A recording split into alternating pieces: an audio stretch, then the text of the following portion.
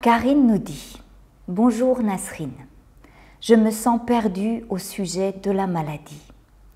D'une part, je vis avec elle, je l'accompagne, mais en même temps, je ne fais pas confiance à mon ami terrestre puisque je prends des médicaments.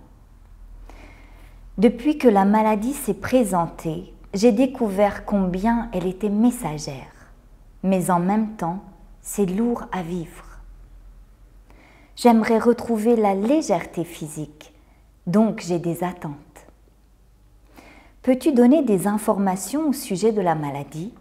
Je suis complètement en accord avec tes écrits, tes cours, tes vidéos, c'est du pur bonheur. Merci pour ta mise en lumière. Alors très chère Karine, tout d'abord j'aimerais te remercier de ta question, de ton partage et aussi de ton authenticité. Tout ce qui va être partagé à travers cette vidéo s'adresse à Karine, mais aussi à toutes celles et ceux qui souhaitent retrouver leur santé. On va donc, à travers la question de Karine, observer les principaux éléments qui nous permettent de retrouver un équilibre au niveau physique, mental et émotionnel. Alors, très chère Karine, tu nous dis « Je me sens perdue au sujet de la maladie ». Vois-tu, je crois que c'est très bon signe d'être perdu. Pourquoi? En effet, lorsque la maladie vient frapper à notre porte intérieure, qu'est-ce qu'elle fait fondamentalement? Elle ébranle complètement nos points de vue, c'est-à-dire nos anciens points de repère. On a tendance, quand tout va bien, d'être dans une zone de confort, je vais appeler ça comme ça, une zone de confort qui est faite de plein de points de vue, de systèmes de croyances, de points de repère, et qui nous permettent d'aborder notre corps, notre mental, notre système émotionnel, notre vie, d'une façon spécifique. Or, lorsque la maladie survient, tous ces points de repère sont complètement mis en branle. Et en règle générale, ce que fait la maladie, c'est qu'elle nous dépouille de ces points de repère. Jusque-là, ou jusqu'à ce que, ou avant la maladie, notre corps physique fonctionnait d'une certaine manière. Nous connaissions son fonctionnement, ses limites, ses capacités. Et donc, nous ne nous posions peut-être pas d'autres questions à son sujet. Et peut-être que nous ne pouvions pas non plus nous mettre vraiment à son écoute parce que notre approche face au corps physique s'arrêtait inévitablement à ses points de repère, à ses points de vue, à un système de croyances bien établi. Donc la maladie, qu'est-ce qu'elle vient nous dire? Tu nous demandes, ben voilà, qu'est-ce que je peux dire au sujet de la maladie? La toute première chose que je peux dire, c'est qu'elle vient vraiment mettre en branle tout un système intérieur, pas seulement au niveau cellulaire, elle est source de reconstruction et pour reconstruire, il faut abolir nos anciennes fondations. Donc elle ne vient pas seulement perturber positivement notre fonctionnement biologique, elle vient aussi perturber, libérer, j'ai vraiment envie de dire quelque part, notre mental d'un système de croyances préétabli.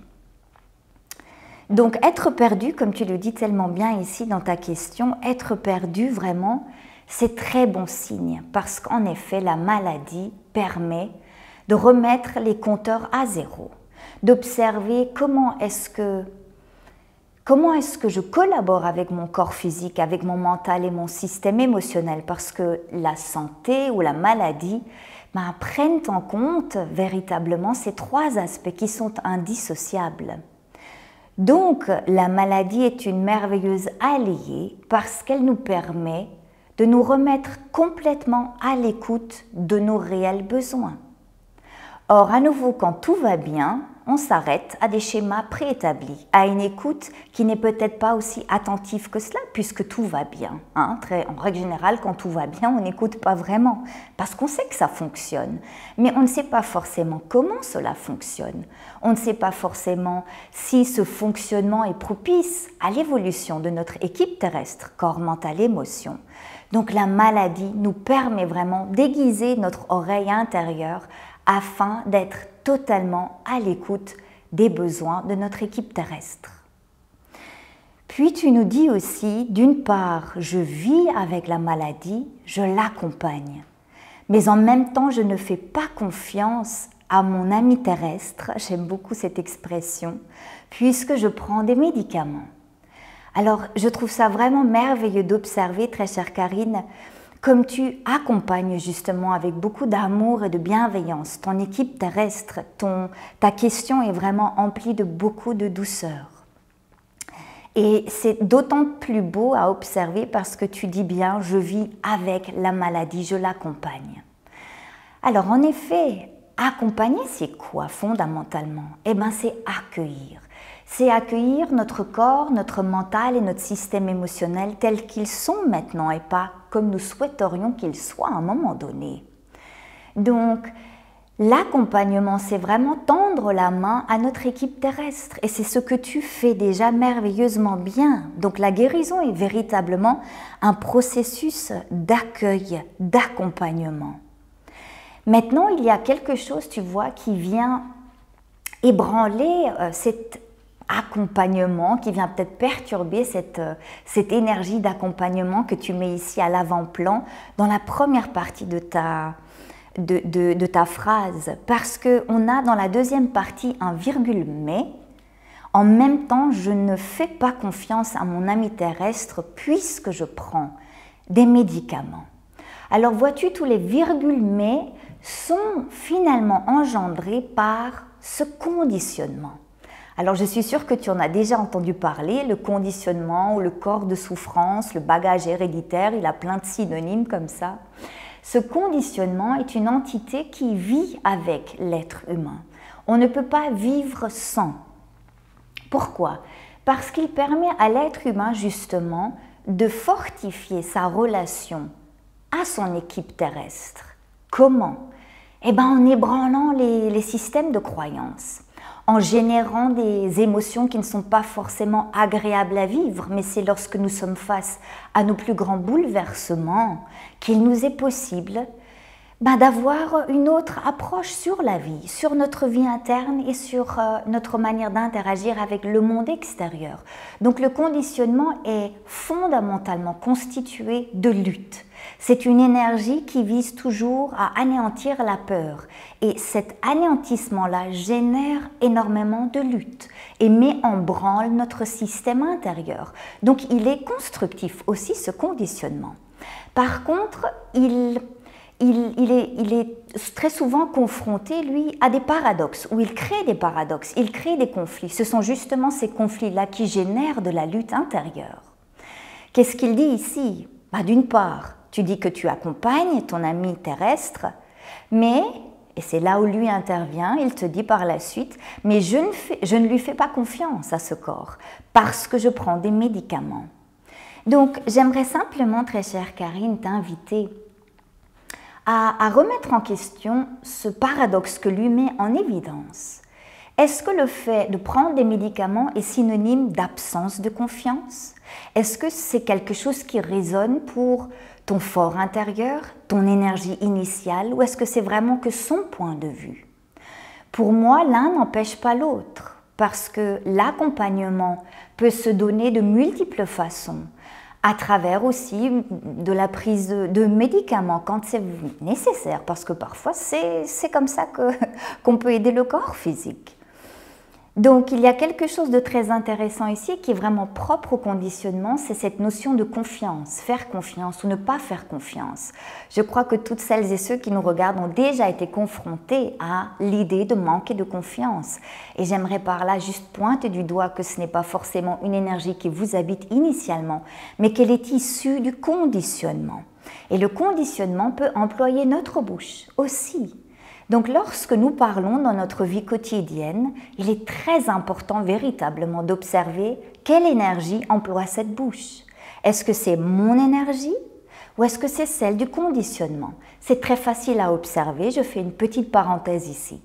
Si mon corps physique est détendu, quand il parle, quand il est là et qu'il discute avec quelqu'un d'autre, ou lorsque je suis dans mes propres pensées, lorsque le corps physique est détendu, il témoigne d'une énergie qui lui est propre. Il me dit, en fait, là c'est mon savoir inné qui parle. Lorsque mon corps physique commence à se crisper en disant oui tout va bien mais je devrais quand même développer ma confiance, vous observerez tout simplement qu'à ce moment-là, il y a une énergie de lutte qui se met en place. Comment est-ce que je la décèle? Par une crispation du corps physique. Ça peut être une respiration thoracique, ça peut être une crispation au niveau de la mâchoire, au niveau de la nuque. Observez un grand maximum votre corps physique et vous saurez toujours quelle est la voix qui emploie cette bouche. Donc, par rapport à cette notion de confiance, je crois qu'il est vraiment important de réaliser que la confiance n'est pas quelque chose qui s'acquiert, loin de là. La confiance est une énergie innée. Sinon, l'être humain n'aurait pas pu passer d'un être rampant à un bipède, n'est-ce pas? Combien de fois est-ce qu'on n'est pas tombé du vélo? Si on devait s'appuyer là sur le développement de la confiance, jamais on serait remonté sur ce vélo duquel on est tombé d'innombrables fois, non? Donc il y a une énergie de confiance qui est totalement innée et propre à la mécanique de cet être humain. Et c'est elle qui fait faire à cet être humain des prouesses, des sauts quantiques. C'est elle qui lui permet d'évoluer. Est-ce que Karine, si je te pose cette question maintenant, est-ce que tu as besoin maintenant de faire confiance au cœur de ce corps pour qu'il continue à battre? Est-ce que tu as besoin de faire confiance à ton estomac pour qu'il puisse digérer le repas de tout à l'heure? Est-ce que tu as besoin de faire confiance à tes poumons pour qu'ils continuent à respirer? Non, n'est-ce pas? La vie est beaucoup plus simple que cela. En effet, elle t'a doté d'un système qui n'a pas du tout besoin de confiance. La confiance est donc innée, si on veut la formuler, si on veut formuler les choses de cette manière. Mais le conditionnement, lui, ne comprend pas cela, parce qu'il a sans cesse l'impression qu'il vit dans un environnement hostile, et comme il est dans une énergie de lutte et de peur refoulée, eh ben, qu'est-ce qui lui arrive à ce conditionnement face à la maladie? Ben, il est agité. Il se dit ne pas faire confiance au corps physique. Parce qu'il ne sait pas, il ne connaît pas l'issue, il ne sait pas si le corps va guérir, quand est-ce qu'il va guérir, comment est-ce qu'il va guérir. Et puisqu'il n'a pas de réponse face à toutes ces questions, il commence à créer des contradictions. Donc il se dit, quoi fondamentalement? Eh bien l'accompagnement devrait être ou devrait se faire sans médicaments. Donc, à nouveau, je t'invite vraiment à un moment donné à dialoguer un peu avec ce conditionnement et aussi de mettre en lumière ce paradoxe. Toi seul sauras s'il résonne véritablement pour toi ou non. Donc, le corps physique, dans ce que tu nous dis ici, donc, le corps physique n'a pas du tout besoin qu'on lui fasse confiance. À vrai dire, il n'en a vraiment rien à foutre. Permets-moi de te le dire comme ça. Pourquoi? Parce que s'il devait attendre que tu lui fais confiance maintenant, alors il devrait à chaque fois dire « bon, je donne un battement de cœur et puis je vais attendre que Karine me fasse confiance pour lui offrir le deuxième battement de cœur ». Bien évidemment, la vie n'est pas possible de cette manière, non. Donc le corps physique peut fonctionner tranquillement et faire ce qu'il a à faire s'il y a absence de stress. Que veut dire absence de stress? C'est peut-être faux de le formuler comme ça. Je dirais plutôt s'il y a accueil du stress. Donc, on ne veut pas éradiquer le stress, on ne veut pas essayer de se libérer du stress. Ce qu'on veut faire, c'est prendre contact avec notre ami le conditionnement et lui donner le droit d'être stressé. Donc, quand tu es là et que tu es sur le point de prendre ce médicament et que tu entends ton conditionnement arriver en disant « non mais Karine, au fond, tu ne lui fais pas confiance à ce corps parce que sinon, tu n'avalerais pas ce médicament ». À ce moment-là, prends contact avec ce conditionnement et peut-être adresse-lui ces quelques petites paroles si elles résonnent pour toi. Peut-être tu pourrais lui dire « tout d'abord, cher conditionnement, merci d'être là. J'entends ce que tu me dis et j'entends surtout qu'il y a beaucoup de peur en toi. et je te donne le droit d'avoir peur maintenant. Mais seul le corps lui-même sait ce qu'il a à faire. Et s'il est détendu, il pourra utiliser à bon escient ce médicament et il pourra aussi, à travers cette détente, se libérer des toxines que génère aussi ce médicament. Les toxines sont générées tous les jours à travers l'alimentation, l'air qu'on respire, l'eau qu'on boit, les médicaments qu'on prend, les compléments, même les meilleurs. Donc il y a toujours un travail de détox qui se fait à l'intérieur de ce corps physique, mais il peut seulement le faire s'il est détendu. Donc, cher conditionnement, avant de prendre ce médicament, on va peut-être juste fermer les yeux, observer la respiration, permettre au corps physique de se détendre. Et à ce moment-là, on pourra ingérer ce médicament dans une énergie d'accueil. L'accueil est propice à la guérison, au rééquilibrage.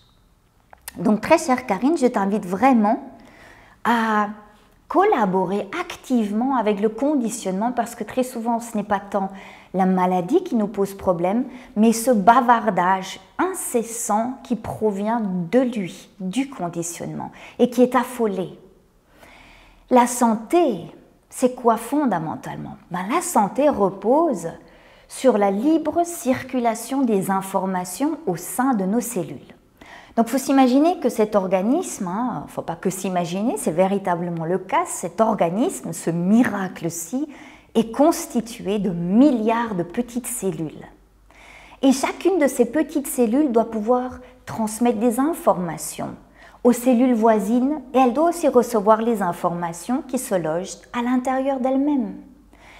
Pour pouvoir transmettre ces informations et recevoir les informations, elle doit être dans une souplesse intérieure, elle doit pouvoir ouvrir les portes pour transmettre le message, et elle doit pouvoir avoir des portes ouvertes pour recevoir les messages qui proviennent de l'extérieur, non?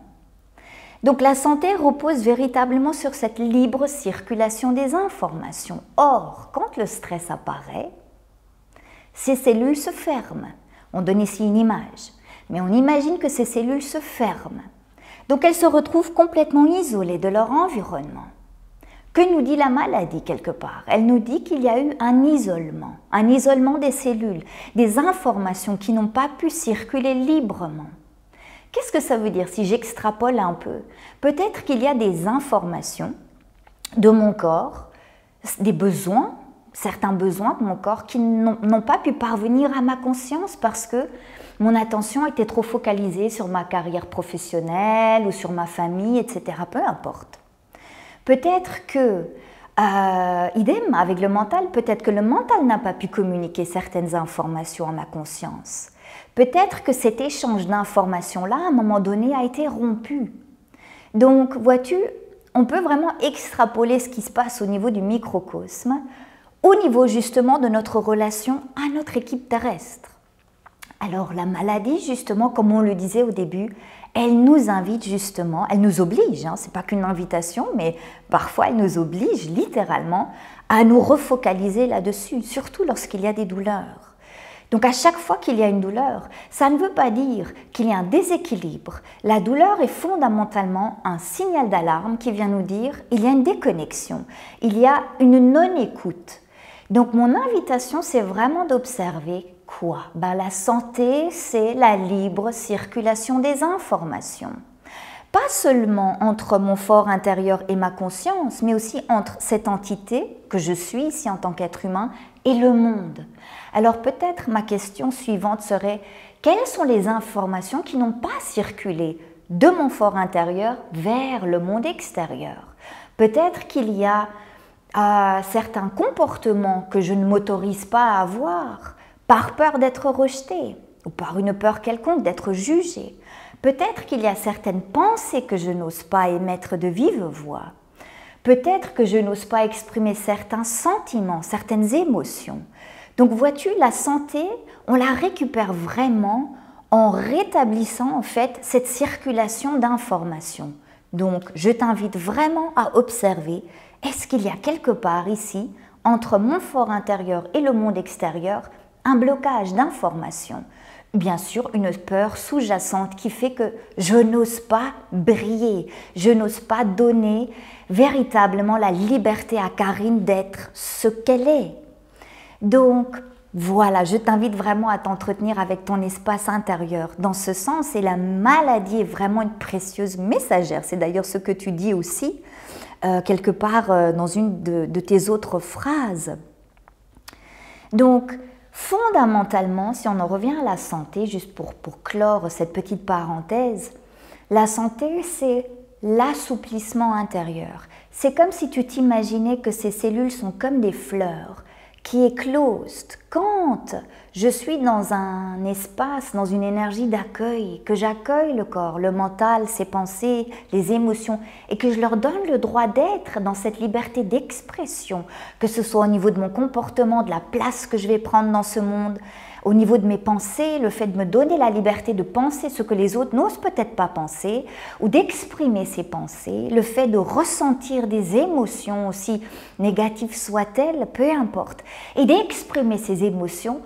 Donc, au fait, tu vois, la santé repose sur cette ouverture-là. Donc, une cellule, lorsqu'elle est dans cette souplesse et dans cette liberté intérieure, va éclore comme une fleur au soleil et va pouvoir diffuser son information.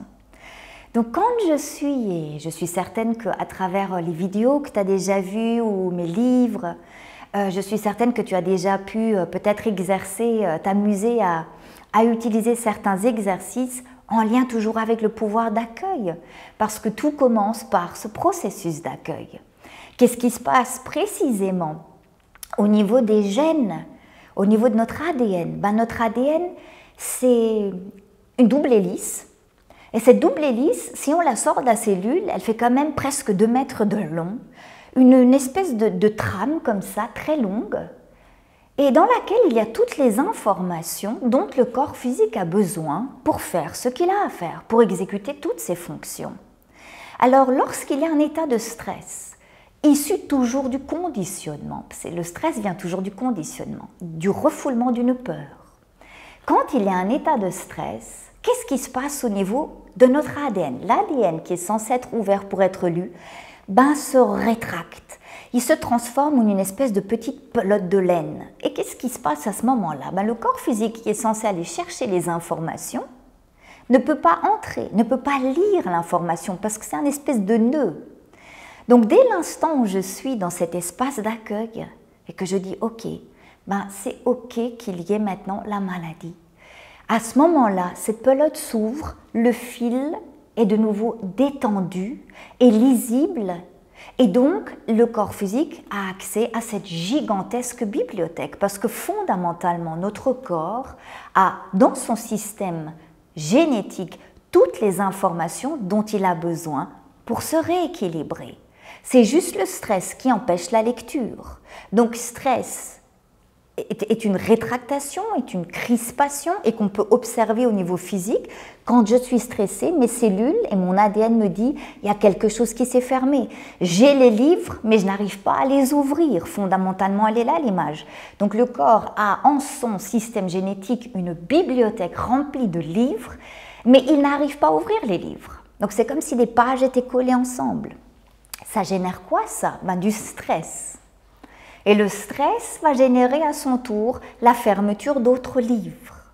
Donc la maladie, qu'est-ce qu'elle nous dit fondamentalement? Elle nous dit, ok, le corps physique est doté d'une gigantesque bibliothèque. Dans cette bibliothèque sont contenues toutes les informations depuis qu'existe la première cellule. On parle là de milliards d'années d'évolution et d'informations stockées. Donc il a un savoir inné qui est juste pas quantifiable. Mais la maladie nous dit aussi, les livres sont là, mais le corps n'arrive pas à aller lire l'information parce qu'il y a trop de stress. Donc, l'invitation ici, très chère Karine, c'est donc aussi d'observer une chose que tu as mentionnée, c'est que tu dis, si à un moment donné, depuis que la maladie s'est présentée, j'ai découvert combien elle était messagère. En effet. Mais, le conditionnement arrive, mais en même temps, c'est lourd à vivre. Alors, c'est lourd à vivre. qui fait que cette situation-ci, ou que ce moment présent-ci, soit lourd à vivre? Est-ce que ce moment présent est lourd à vivre parce que je souffre d'une douleur maintenant, qui est générée par une quelconque maladie? Est-ce que ce moment est douloureux à vivre, lourd à vivre, parce que je suis accablée par mille et une pensées ou des émotions dites négatives? Fondamentalement, non. Bien qu'on pourrait penser que c'est à cause de la douleur, de la maladie, des pensées négatives ou des émotions dites négatives que la situation est lourde à vivre. Or, ce n'est pas du tout le cas. Ce qui fait de cette situation une situation affligeante, c'est qu'il y a quelque part à l'arrière-plan une pensée issue de notre très cher ami le conditionnement. Il y a une pensée qui vient s'immiscer et qui dit « Oh, la situation actuelle ne devrait pas être ce qu'elle est. » Le conditionnement, à travers ses grandes prétentions, a très souvent des jugements à émettre, beaucoup de préjugés, et il nous fait souvent croire que ce que nous vivons maintenant n'est pas bon à vivre, n'est pas constructif. Donc, quelque part, c'est cette mémoire qui vient se greffer à travers cette pensée. Une mémoire qui fait que nous comparons inconsciemment cette situation-ci à une autre situation qui était plus légère à vivre. Qu'est-ce qui se passe à partir de ce moment-là? Eh bien, on cherche une autre situation que celle que nous vivons maintenant. À travers quoi? À travers l'imaginaire. Donc, je suis ici en train d'expérimenter la douleur, la maladie. Mais à travers l'imaginaire, qui est stimulé aussi, peut aussi être stimulé par le conditionnement, dans ce cas de figure, à travers cet imaginaire, je suis en train de m'imaginer, de projeter une autre situation qui devrait être meilleure. Ça peut être totalement imaginaire ou alors ça peut être en lien avec une situation passée. Donc, qu'est-ce qui se passe fondamentalement? Je vis dans ce que j'appelle l'effet Hollywood. Je suis en train de vivre une situation, mais je crois que c'est un défaut de fabrication. Je crois que c'est une erreur de parcours, que quelque part j'ai fait fausse route, que je n'aurais pas dû en arriver là. Je ne mérite pas ça d'ailleurs. Oh, qu'est-ce que j'ai fait faux? Qu'est-ce qui dans ma vie a déclenché cette situation?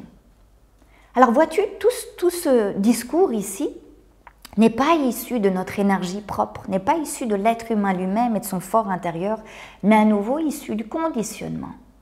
Lui va toujours vouloir aller chercher un coupable quelque part.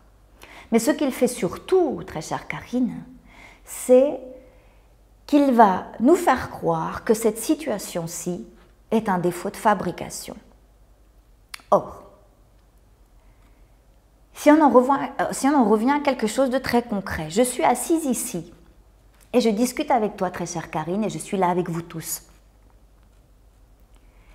Est-ce qu'il y a une autre situation que celle-ci qui se présente à moi maintenant?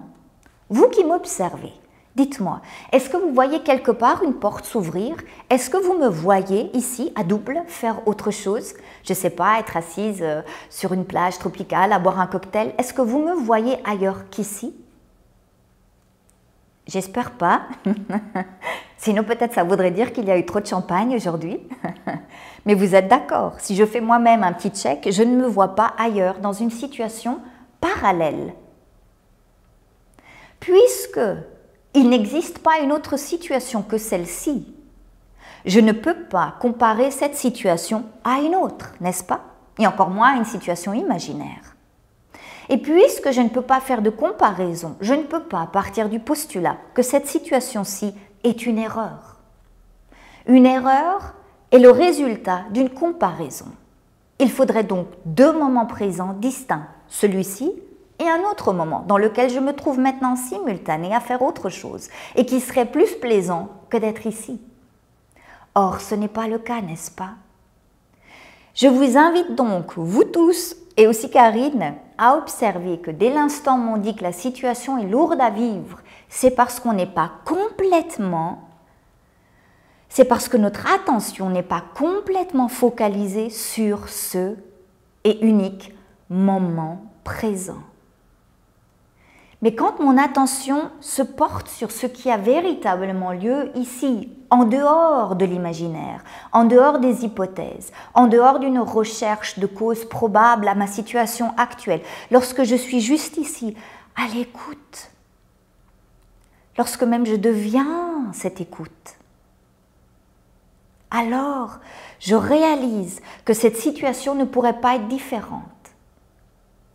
Alors je peux m'abandonner parce que je comprends que la vie, que cette situation n'est pas une erreur de parcours, n'est pas un défaut de fabrication. Et que cette situation-ci a tellement de choses à me faire observer, à découvrir. Donc, très chère Karine, les choses ne sont pas fondamentalement lourdes à vivre si, je dis bien si, on ne les compare pas à une autre situation. Donc, lorsque tu te retrouves dans ce système de pensée, « Ah, c'est lourd à vivre », j'aimerais simplement t'inviter peut-être à te dire cette phrase, si ça résonne pour toi. J'aimerais t'inviter à te dire que cette situation, que rien ne pourrait être différent de ce qui est maintenant. Et que cette situation actuelle est totalement accordée aux besoins de mon équipe terrestre. Je t'invite vraiment à expérimenter cela et à observer ce que cela génère en ton fort intérieur. Bien évidemment, le conditionnement ne sera pas d'accord sur le principe, parce qu'il ne comprend pas l'accueil puisqu'il représente la lutte. Mais je t'invite vraiment à observer qu'est-ce que ça génère en ton fort intérieur, que d'être en lien avec cette phrase qui est « rien ne pourrait être différent de ce qui est maintenant ». Donc voilà, très chère Karine, tu nous dis aussi « j'aimerais retrouver la légèreté physique ». Donc j'ai des attentes. Alors, il n'y a rien de mal à avoir des attentes. Mais vois-tu, les attentes s'adressent aux êtres qui croient en l'éternité. L'action s'adresse à ceux qui comprennent que chaque instant leur est compté. Donc je t'invite de laisser les attentes un peu de côté et de passer à l'action. Donc tu nous dis ici, j'aimerais retrouver la légèreté physique. Comment est-ce qu'on va retrouver la légèreté physique? Il y a différents éléments et je ne vais pas trop rentrer en détail ici. On pourra refaire une vidéo à ce sujet. Mais j'aimerais vraiment juste parcourir, je dirais, les principaux éléments pour alléger notre corps physique. Alléger notre corps physique veut dire quoi fondamentalement? Mon corps physique peut seulement être dans une légèreté intérieure et aller avec le mouvement de la vie, aller avec aussi la maladie, aller avec ce qui se passe à chaque instant, s'il possède une souplesse intérieure appropriée, n'est-ce pas? Si on s'imagine que la vie est un vaste océan, si je veux pouvoir surfer les vagues, je sais que tu connais déjà l'exemple ici, mais je le répète toutefois, si je veux pouvoir aller avec les vagues, il faut que je sois dans un corps physique qui soit assoupli, qui puisse accompagner ces mouvements, n'est-ce pas? Comment est-ce que ce corps physique accède à cette souplesse intérieure? Tout simplement en étant suffisamment hydraté. Donc il y a comme pour l'eau, différents états. Il y a sous forme solide, sous forme liquide, et après gazeux. Mais on va déjà s'occuper des deux premiers états. Le corps physique, lorsqu'il est tendu, lorsqu'il est dans un état de stress incroyable, lorsqu'il croit devoir faire confiance au corps physique pour qu'il fonctionne, par exemple, ça va générer du stress. Ce stress va rigidifier ce corps physique. Cet état de stress va générer une diminution de sa première source d'énergie, qui n'est autre que l'eau. Donc, aider le corps physique à s'alléger c'est l'aider à augmenter son taux hydrique. Comment? En buvant de l'eau plate sur une base régulière. Si tu as lu mon livre La Nutri-Émotion, tu verras, il y a un programme d'eau et qui s'adresse d'ailleurs à tout un chacun. C'est un fil rouge et qui permet vraiment de réintégrer l'eau et surtout un rythme d'eau pour que le corps physique puisse augmenter son taux hydrique de manière appropriée. Plus il augmente son taux hydrique, plus il a de l'énergie. Donc, que nous dit la maladie aussi? Elle nous dit qu'il y a eu une déshydratation parce que fondamentalement, toute forme de déséquilibre est initialement générée par un manque d'énergie, non? Et l'énergie pour le corps, c'est quoi? Ben, c'est de l'eau. Sauf qu'on l'a oublié.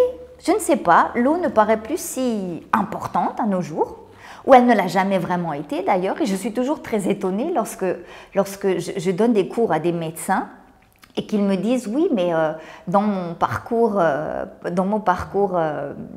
universitaire, on m'a jamais parlé d'eau et de l'importance qu'avait l'eau. Je suis toujours vraiment étonnée parce que je me dis mais alors comment est-ce que vous faites pour comprendre votre patient qui est essentiellement constitué d'eau?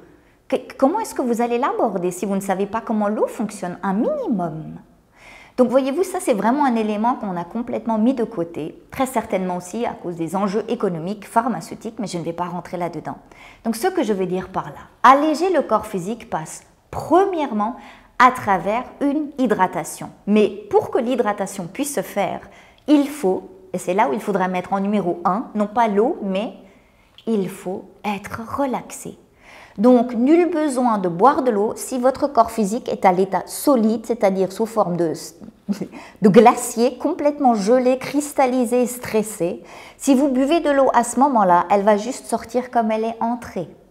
Donc, très chère Karine, la première chose à faire, des moments au maximum de relaxation.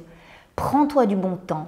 La maladie nous invite vraiment à retourner quelque part à cet état de relaxation que nous connaissions jadis lorsqu'on était des enfants en bas âge, pour que nous puissions nous réassouplir, pour que nous puissions augmenter notre taux hydrique. Donc, relaxation, de l'eau. Puis aussi une autre chose, comment est-ce que j'allège mon corps physique? Ben, en allégeant les repas. Je ne sais pas si tu as déjà remarqué, très chère Karine, quand un animal est malade, qu'est-ce qu'il fait? Il jeûne. Il ne mange plus. Parfois pendant des jours. On le retrouve dans un coin, immobile. Il dort, il dort, il dort, il dort. Il ne mange pas. Il boit par contre de l'eau. Vous avez remarqué? Très souvent, il boit de l'eau. Donc, qu'est-ce que je veux dire par là? Je ne suis pas en train de dire qu'il faut jeûner. Or, c'est toutefois, je dirais, une approche intéressante. À nouveau, il n'y a pas besoin d'amener notre équipe terrestre à travers un stress immense en se disant « Ah oui, maintenant il faut que je me mette au jeûne et je vais faire 7 jours de jeûne d'affilée » parce que ça risque de trop perturber, de trop bouleverser, de trop stresser votre équipe terrestre. Ce que je vous invite à faire, tout simplement, c'est 1 jour par semaine, jeûner. Buvez simplement de l'eau, mais permettez au corps physique de s'alléger un grand maximum. Et voyez-vous, dans le conditionnement aussi, il y a énormément de stéréotypes, de systèmes de pensée, de croyances quant à combien de fois est-ce qu'il faut manger dans la journée. Et qu'est-ce qu'il faut manger dans la journée pour qu'on soit en bonne santé. Donc, très souvent, les gens, quand ils sont confrontés à un déséquilibre, recourent tout de suite à une nouvelle alimentation ou à des compléments alimentaires, etc. Mais voyez-vous, à nouveau, ça ne sert à rien de manger bio ou d'avoir une alimentation saine. Ça ne sert à rien de gaspiller l'argent dans des compléments alimentaires très chers si le corps physique est déshydraté. Comment est-ce que ce corps qui ressemble à un désert, comment est-ce qu'il pourrait utiliser à bon escient les petites graines que je plante en lui si il est désertique? Aucune graine ne peut germer, non, dans cet environnement. Donc, mon invitation ici, c'est laissons un peu de côté peut-être les compléments et l'hygiène alimentaire. Je crois qu'il est vraiment d'abord important de s'occuper du taux hydrique. Puis après, c'est d'alléger le corps à travers des jeûnes. En accompagnant des personnes de manière individuelle, selon leurs affections, ben, je les accompagnais aussi à travers un jeûne qui pouvait être plus ou moins long. Ça pouvait aller de 3 jours à 21 jours, parfois plus. Mais je le faisais vraiment dans un accompagnement individuel. Et comme je ne peux pas le faire ici, à travers la vidéo, je ne veux pas trop m'avancer là-dessus parce qu'il faudrait vraiment que j'aie plus d'informations. Il faudrait qu'on fasse un bilan intuitif, etc. pour que je puisse te donner davantage d'informations aussi, très chère Karine. Mais ce que je veux dire par là, c'est de juste intégrer le fait déjà qu'on n'a pas besoin de gaver le corps physique avec plein de bons aliments, plein de bonnes vitamines, mais qu'on a surtout besoin de l'alléger. Parce que s'il manque déjà d'eau, parce qu'il y a un déséquilibre intérieur, donc quand il y a un déséquilibre intérieur, toutes ces réserves d'eau vont avant tout être utilisées, l'énergie va avant tout être utilisée à restabiliser ce qui doit être restabilisé, à recréer des nouvelles protéines, à guérir certaines cellules, etc. Et tout ça demande énormément d'énergie. Or, si je commence à manger, peut-être trop, ben mon corps physique, au lieu d'aller s'occuper du rétablissement de l'organisme, il va devoir ingérer, il va devoir utiliser énormément d'énergie pour pouvoir métaboliser ce que je vais lui donner à manger. Et donc, il ne va pas pouvoir utiliser peut-être à bon escient justement son énergie dans ce sens. Donc, très chère Karine, je t'invite simplement à observer. Lorsque tu t'apprêtes à manger, demande-toi, est-ce que c'est un besoin ou est-ce que c'est une pensée? Est-ce que c'est un désir? Parce que manger est très souvent généré par un désir qui lui aussi est issu du conditionnement. Donc, je t'invite vraiment à observer à chaque fois. Nul besoin de tout manger non plus de ce qu'il y a dans l'assiette. Tu peux aussi manger des petites quantités. Vraiment être un maximum à l'écoute du corps physique permettra aussi de rééquilibrer la quantité de nourriture dont il a besoin. Et celle-ci fluctue d'un jour à l'autre. C'est comme pour l'eau. C'est pas parce qu'aujourd'hui je bois 2 litres d'eau que demain j'aurai besoin de la même quantité. On parle ici d'un être hautement évolutif. Et donc cet être a des besoins qui sont propres à son fonctionnement du moment. Il y a l'énergie dont il a besoin à ce moment-là. Donc, on ne peut pas aborder ce corps physique à travers des statistiques, ce n'est juste pas possible parce que sinon il devrait fonctionner comme une espèce de programme que je peux confiner d'une certaine manière, que je peux figer. Or, c'est du mouvement. Tout est toujours en mouvement et heureusement d'ailleurs, non?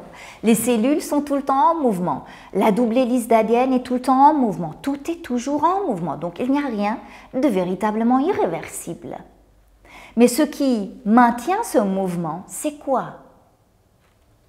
L'eau, la relaxation, l'assouplissement intérieur, alléger l'alimentation, mais aussi une chose qu'on oublie si souvent, c'est l'activité physique.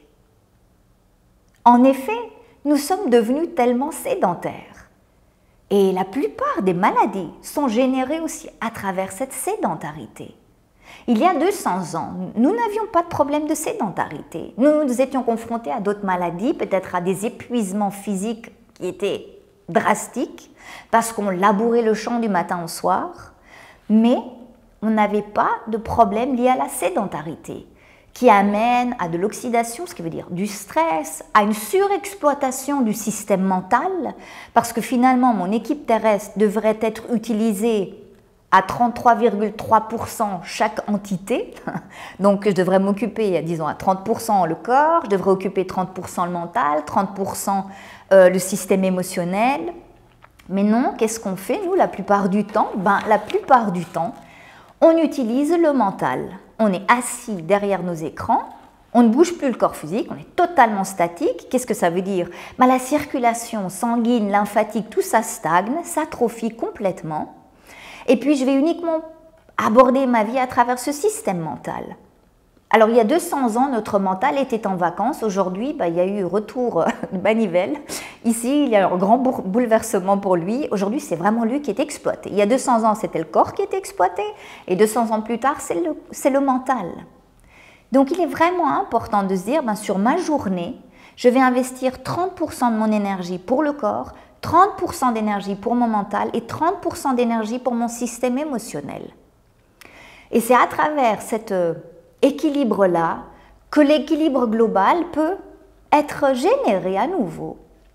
Donc on veut arrêter aussi de surexploiter notre pauvre mental parce que c'est un outil qu'il faut utiliser à bon escient, avec beaucoup de bienveillance, parce que sinon je vais complètement l'user. Il va être totalement usé, il n'aura plus envie de collaborer au bout d'un moment. Quand il fait un burn-out, c'est ce qu'il nous dit, va te faire foutre, moi j'ai bossé pour toi, j'ai fait plein d'heures sup et maintenant j'en peux plus. Alors, d'accord, débrouille-toi sans moi. Donc on veut éviter ce genre de situation, si possible. Après, si on a à les vivre, on a aussi des choses à apprendre à travers elles, n'est-ce pas? Mais ce que je veux dire par là, très chers observateurs, c'est il faut vraiment réintégrer l'activité physique, très très très important. L'activité physique déstresse, augmente la communication cellulaire, très important parce que la santé repose, comme on disait, sur cette communication cellulaire. C'est ça qui fait que plus mes cellules arrivent à discuter ensemble rapidement, donc plus je suis relaxée, plus le débit est haut. C'est comme avoir Internet à un haut débit.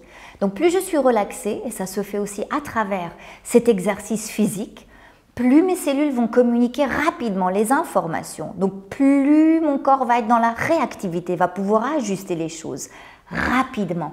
Et cela se fait à travers le mouvement physique. Il ne s'agit pas ici de courir un marathon, ce n'est pas ça l'invitation, c'est que chacun puisse tous les jours avoir en tout cas 1 heure d'activité physique, minimum. Après, bien sûr, si on travaille déjà, qu'on est coach sportif ou qu'on travaille sur le chantier, qu'on est déjà dans des mouvements, ce qui est alors important aussi, c'est d'intégrer des exercices de souplesse, d'assouplissement. À nouveau, si je veux pouvoir surfer les vagues de la vie, il faut que je sois assouplie, il faut que mon corps physique ait une certaine souplesse intérieure. Et donc, il est vraiment important d'intégrer autant l'activité physique que des exercices d'assouplissement. Et si vous le voulez, vous mettrez dans les commentaires si vous voulez que je fasse une vidéo à ce sujet au niveau de l'activité physique ou de l'assouplissement. Vous me le dites et puis c'est avec plaisir qu'on pourra partager là-dessus lors d'une prochaine vidéo. Mais donc, alléger, tu vois, quand tu dis, très chère Karine, j'aimerais retrouver la légèreté physique, c'est à travers ces quelques éléments qu'on y parvient. Il ne s'agit pas de bouleverser notre vie, non. Ce sont les petits changements qui font une grande différence. Donc, il s'agit vraiment d'observer, voilà, comment est-ce que j'ai nourri mon corps physique aujourd'hui? Les massages, bien sûr, c'est super aussi. La relaxation, c'est super aussi. Mais c'est seulement si j'ai de l'activité physique, un corps physique assoupli, des moments de relaxation très importants. C'est seulement à travers ces éléments-là que mon corps physique va pouvoir récupérer la nuit aussi. Parce que, voyez-vous, très souvent aujourd'hui, les gens me disent qu'ils sont confrontés à de l'insomnie. C'est vraiment problématique, voyez-vous, si on se réveille le matin et qu'on n'est pas à minimum 100% d'énergie, comment est-ce qu'on veut pouvoir goûter alors à cette journée-ci? Ce n'est pas normal d'être fatigué le matin en se réveillant, pas du tout. Il faut revenir à cet état initial et à l'image que nous avons d'un enfant en bas âge. Il se réveille, peut-être qu'il lui faut 2 minutes pour reprendre contact avec la vie d'ici, puis après, il est dans une énergie explosive. Alors souvent on dit oui, mais avec l'âge, voilà. Non, ça n'a rien à voir avec l'âge en tant que tel. Ça a à voir avec ces différents éléments qu'on a exposés tout à l'heure. C'est-à-dire pas assez de relaxation, donc surutilisation du mental, ce qui veut dire ce qui génère du stress, un taux hydrique qui diminue avec l'âge. Alors certes, la courbe descend légèrement, mais elle ne descend pas drastiquement, elle n'est pas censée descendre drastiquement. La vie a tellement bien fait les choses lorsque le nourrisson est constitué à peu près 85% d'eau, vous imaginez? Donc il n'y a quasi que de l'eau, c'est une espèce de flaque d'eau le nourrisson. Et la vie a bien fait les choses, elle a mis plein d'énergie dans ce réservoir qu'est ce corps physique pour qu'il puisse durer longtemps. Mais à travers tous ces états de stress que nous avons subis aussi, parce qu'on n'est pas du genre à vouloir se faire du mal gratuitement, n'est-ce pas? Ce taux hydrique est descendu. Mais à nouveau, les choses ne sont pas irréversibles, on peut y remédier en intégrant ces quelques éléments que je vous ai exposés jusqu'ici. Donc, très chère Karine, j'espère Tu vois, j'espère vraiment avoir répondu un peu à ta question. Bien sûr qu'on pourrait ajouter d'autres éléments comme faire une cure de jus, etc., etc. Après, je ne vais pas trop m'étaler à ce sujet maintenant parce que ça me prendrait pas mal de temps. Mais si vous le désirez, on pourra faire ça lors d'une autre vidéo. Donc, pour peut-être clore, juste l'alimentation, quand le corps physique est fatigué, peut-être offrons-lui quelque chose qui soit mixé, une soupe, ou alors vraiment on mixe nos aliments, ou alors on lui offre un jus par exemple. Cela va lui permettre en fait d'absorber en perdant moins d'énergie, tous ces nutriments. Donc on veut alléger son travail pour que lui-même puisse devenir de plus en plus léger.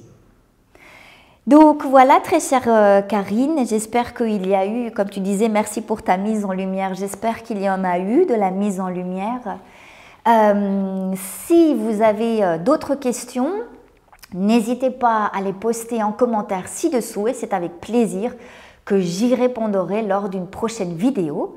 Très chers observateurs, je vous souhaite une merveilleuse découverte de cette entité-ci, de votre équipe terrestre. Profitez vraiment de cette expérience-ci pour aller découvrir ce qu'est ce corps, ce miracle, ce qu'est ce mental, ce conditionnement, ce système émotionnel. Donnez-leur la liberté de s'exprimer et ainsi vous pourrez véritablement vivre à travers une énergie qui est totalement épanouissante, même s'il y a la maladie. Je vous dis à tout de suite, à maintenant et je nous aime très fort.